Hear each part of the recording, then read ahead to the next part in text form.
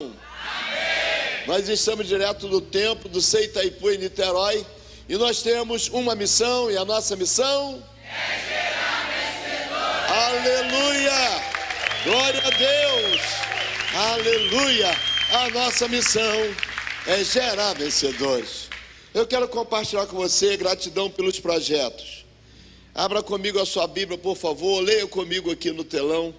Provérbios capítulo 16, verso 1 diz: o coração do homem pode fazer planos, mas a resposta certa dos lábios vem do Senhor.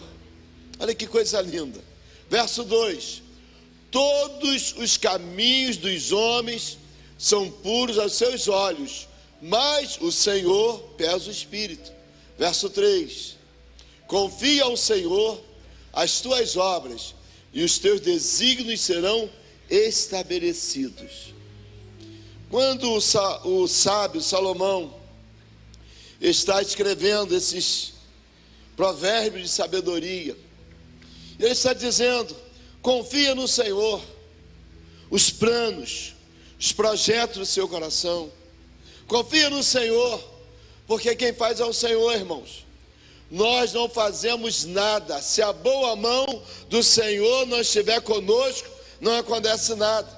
Você pode fazer projetos, você pode fazer planos, mas a resposta é Deus que dá.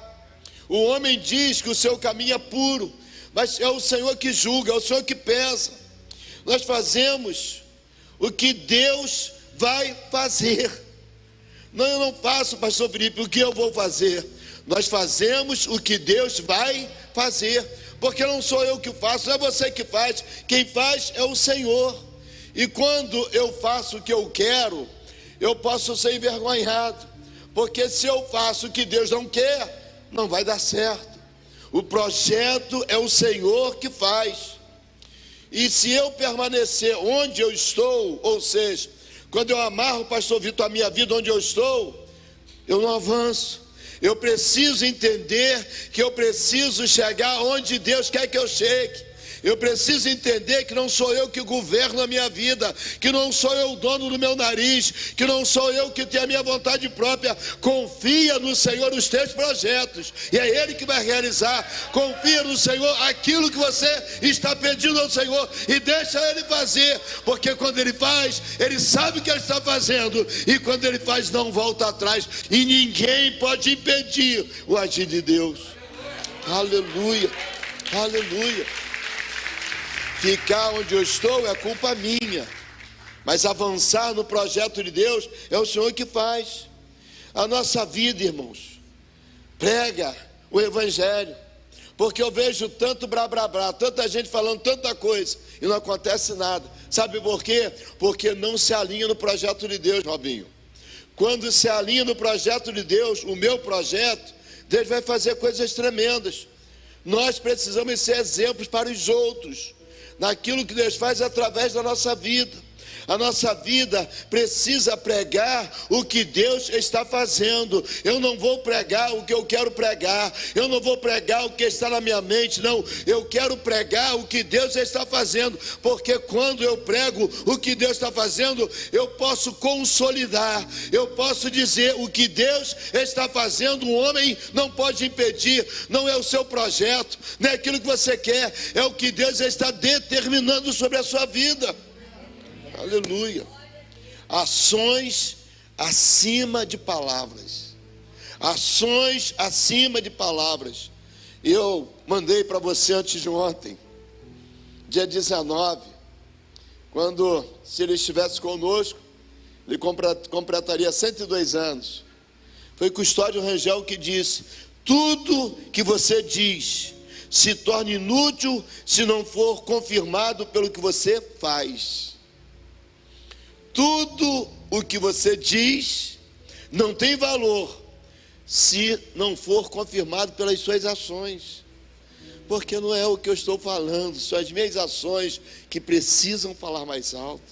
E quando eu falo pastor Custódio, me emociona, porque existe antes e depois na vida de Valdir Brasil.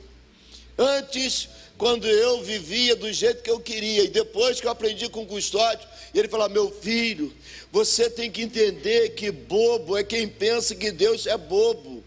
E ele começou a falar coisas simples, mas coisas profundas. Olha, não tem filosofia nenhuma nisso, pastor Josué. Pastor Garcia, que filosofia tem nisso? Bobo é quem pensa que Deus é... Mas tem verdade, tem ação, tem motivação. E ele fala: meu filho, se você fizer o que Deus quer fazer, vai ser mais fácil. Não tente lutar com Deus naquilo que Deus não quer para você. Não fique insistindo naquilo que Deus não falou no seu coração. Obedeça ao Senhor e Deus vai realizar os projetos da sua vida. Aí ontem eu estava vindo para atender um gabinete, almoçar com um amigo. E aí o motorista do Uber falou assim, eu falei: você é cristão? Pastor, estou em cima do muro. Estou em cima do muro. Eu falei: rapaz, o muro é do diabo, cara. O muro é do diabo, cara. É verdade. Aí falou que o irmão teve um sonho, pastor Edson. E ele viu quando os capetas começavam a rir, brincar, e do outro lado a igreja gritando: vem para cá, cara, vem para cá, vem para cá. E ele em cima do muro, e os irmãos: desce, vem para cá. Ele olhava para o outro lado, a capetada toda rindo, brincando e tal. Aí ele falou assim: e vocês não vão me chamar para lá de vocês não? Eu falei: não, porque o muro é nosso. Quem está em cima do muro já decidiu. Meu irmão, você não pode ficar em cima do muro. Entrega para Deus os seus projetos. Diga para Deus o que você quer viver. Escolha viver uma vida diferenciada. Custódio me ensinava isso. Meu filho, não adianta, meu filho, porque Deus precisa ser o centro do nosso coração. Eu comecei a caminhar com esse homem e eu descobri que coisas simples, pastor Felipe, que provocavam grandes resultados. Eu ia toda quarta-feira lá no escritório nacional da DANEP. Aí quando eu chegava, ele: vamos beber um caldinho de feijão. E a gente ia lá para a cozinha. Ele vai assim: Sandrinha, 2 caldinhos de feijão. E a gente começava a andar, e ele bebendo aquele caldinho, liberando palavras simples, mas profundas. Ele estaria conosco com 102 anos. E sempre, pastor Garcia, uma palavra simples, mas reta. Um plano simples, mas um plano edificado sobre a palavra. Eu nunca vi pastor Custódio murmurar. Eu nunca vi pastor Custódio reclamar. Toda hora ele dava rajada. Graças a Deus. Pergunta a Eugênio, que conviveu na igreja. Era seu ou não era, Eugênio? Eram uns 50, graças a Deus, em um culto de 1h30, 2 horas. Está lá daqui a pouco: graças a Deus, graças a Deus, graças a Deus. E aquela graça, tinha tanta graça que invadia a igreja. Aquela graça tinha tanta unção que Deus curava pessoas. Aquela graça vinha tanto do trono de Deus que descia sobre a igreja um poder. Coisas simples, mas coisas que estão alinhadas com Deus. Aleluia. Porque não adianta ter aparência e não ter fruto. Jesus estava com fome. Aí Jesus olha uma figueira frondosa. E quem estuda isso diz que quando tem folha tem fruto. Porque quando não tem fruto também não tem folha. E Jesus olha aquela figueira bonita. E ele vai lá pegar figo, pastor Edson. Aí alguém fala: mas Jesus não sabia que não tinha. Não, irmão. Jesus não é Pedro Bó. Pedro Bó, sabia que não tinha e foi lá? Não. Jesus foi, pastor Garcia, porque ele sabia que tinha fruto. E quando ele vai pegar o fruto, não acha fruto. Ele só lança uma palavra assim: nunca mais ninguém coma nada de ti. Virou as costas e foi embora. E os discípulos ouviram ele falar isso. No outro dia eles voltam pelo mesmo caminho.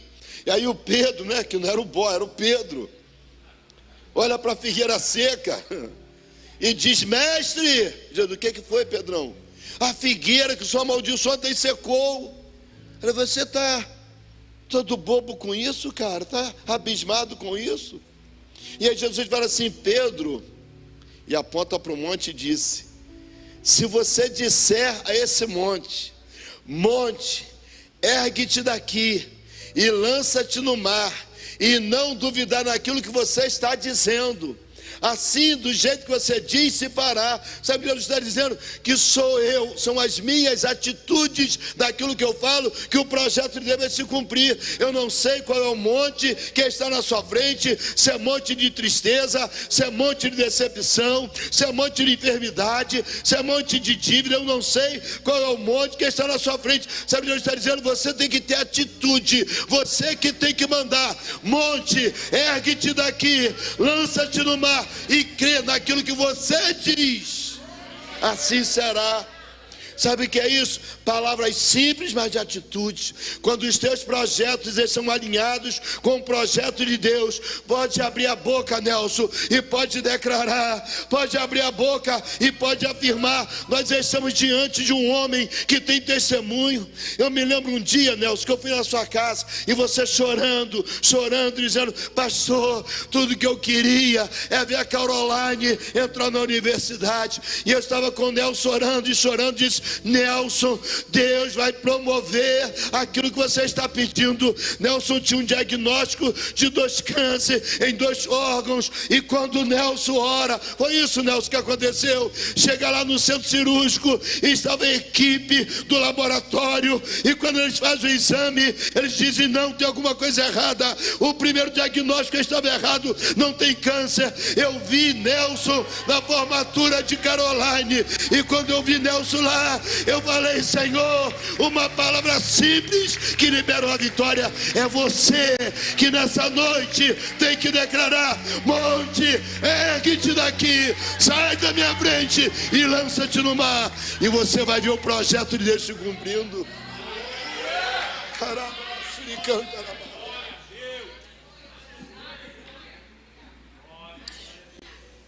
É aquilo que você fala. Se os teus projetos estiverem alinhados aos projetos de Deus, meu irmão, estou sentindo uma graça de Deus aqui, ó. Pessoas que entraram aqui buscando uma última saída. Assim diz o Senhor: prepara-te, porque essa semana ainda uma notícia diferenciada vai chegar para você.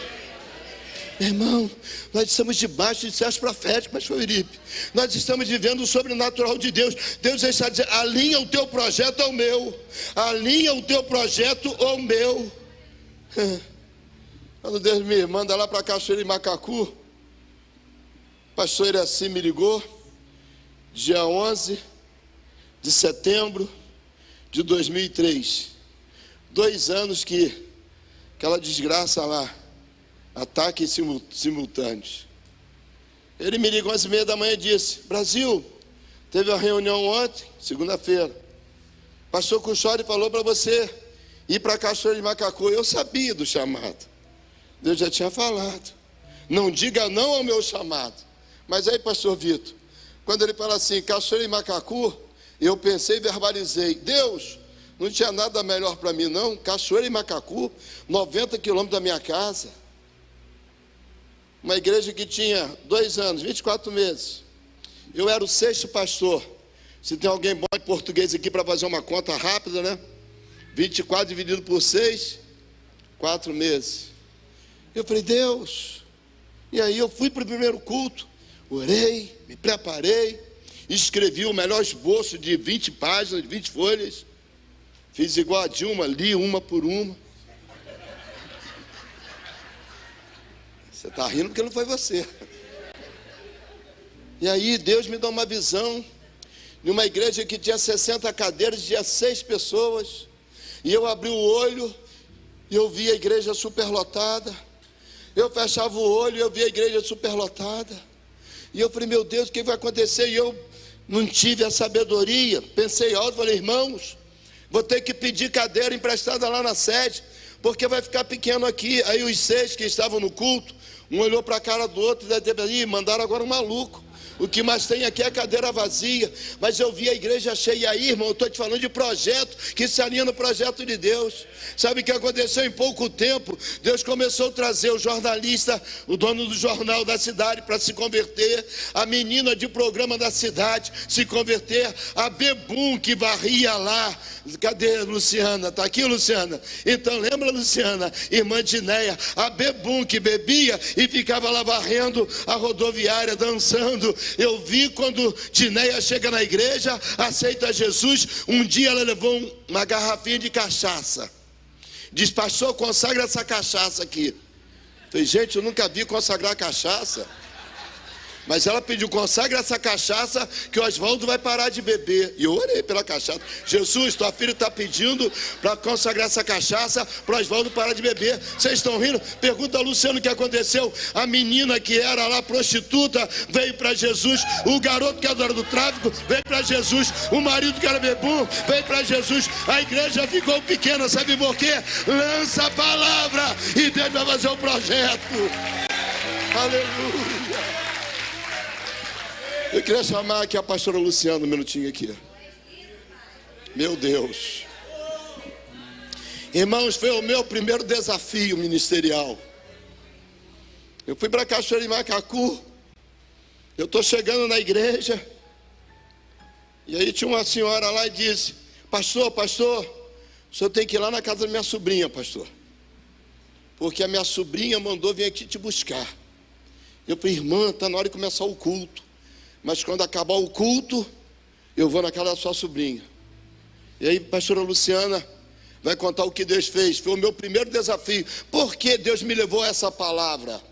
Porque existem pessoas aqui medrosas, que não tiveram coragem de mandar um monte embora, que não tiveram coragem de lançar o projeto na mão de Deus, porque é Deus que vai fazer. Então você vai sair daqui hoje cheio de poder e de autoridade para chegar em casa e falar: Satanás, você não tem domínio nessa casa. Capeta, você não tem domínio sobre a minha família. Inferno, você está derrotado. Mantém minha pastora. Então, a paz do Senhor Jesus, né? Pastor recém-chegado na igreja, eu ouvi falar dele. Eu nascida e criada em Cachoeira de Macacu, e eu ouvi falar do pastor Valdir, só que eu era do Centro Espírita, eu era do Candomblé. Mas uma amiga falou: Lu, vamos um dia conhecer o pastor novo nasceu, o pastor uma benção, profetiza. Eu falei: você sabe da minha vida, da onde eu sou. Aí ela falou assim: vamos um dia. Mas o que aconteceu? Eu fiquei acamada. Eu fiquei vítima de uma obra de bruxaria e fiquei internada no hospital. E nesse meio tempo, o médico falou assim: Luciana, você está muito ruim. Eu vou te mandar para Friburgo. E eu fui para Friburgo, fiquei internada em Friburgo. E nesse dia, era um domingo, eu estava muito ruim. Eu pesei 49 quilos. Eu estava muito ruim. E lembrei daquela palavra, daquela amiga. E falou: Luciana, vai conhecer o pastor Valdir, a igreja é uma bênção. Eu lembrei na mesma hora. Aí eu pedi, na mesma hora, para chamar a equipe médica, que eu estava no hospital, que eu ia assinar o termo de responsabilidade, eu ia descer a serra e ia ir para Cachoeiras para poder ir na igreja. Aí chamei a médica falou: não podemos te liberar, você está internado. Eu falei: não, eu quero ir embora. Porque eu sabia que tudo que eu tinha era espiritual. E ali eu liguei para minha tia e falei: tia, a senhora que vai vir ficar acompanhante comigo, a senhora pega um táxi e vem para cá. Ela falou: por que um táxi? Porque eu quero ir embora. Ela falou: não, minha filha. Eu falei: tia, pega um táxi e vem me pegar. E ela subiu. Ela veio me pegar, eu já tinha assinado. E descemos. Eu muito fraquinha, muito cansada, já não andava. E ela imediatamente, ela me deixou em casa e ela foi na igreja conversar com o pastor Valdir. E lá ela se deparou com o pastor Valdir, ela conversou com o pastor e perguntou se o pastor podia ir na minha casa me orar, que ela estava com uma sobrinha muito ruim em casa. E ele falou: vou terminar a mensagem e vou na sua casa sim, na casa da sua sobrinha. Tá. E o pastor chegou. O pastor chegou, eu acredito que ele se deparou com um cadáver em cima de uma cama. Porque eu já estava com a sentença já para a morte. O médico mesmo já tinha falado comigo. E ali ele encontra aquele cadáver em cima daquela cama.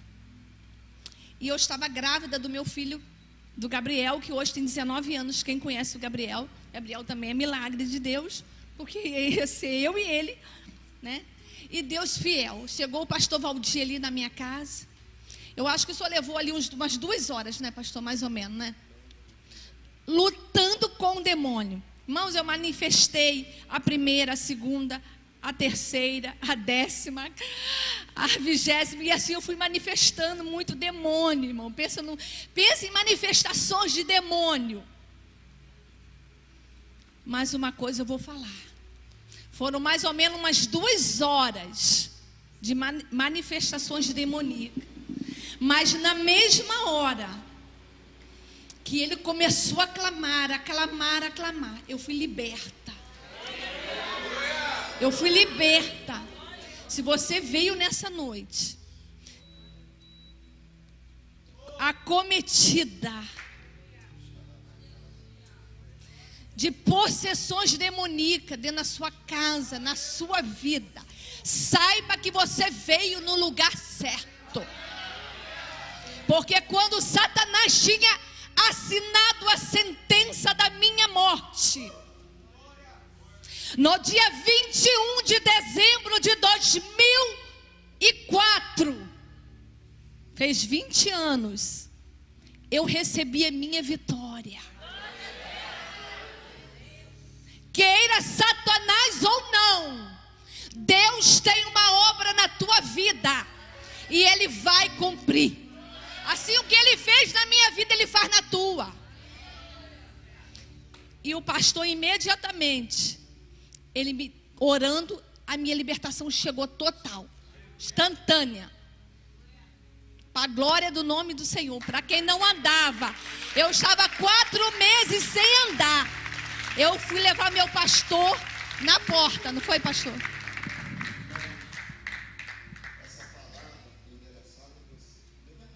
Eu vou profetizar sobre a tua vida. Você não tem que ter medo de nada. E eu comecei a orar na casa de Luciana. Eu nunca vi isso, pastor Garcia. Eu nunca tinha visto. O corpo levitava, não é assim, a cabeça ou a perna, não. O corpo saía da cama, pastor Edson, inteira assim. E eu repreendi um demônio embora, e Deus falou no meu coração: peça perdão pelos pecados dela. Eu disse: Senhor, eu peço perdão pelos pecados que essa moça cometeu.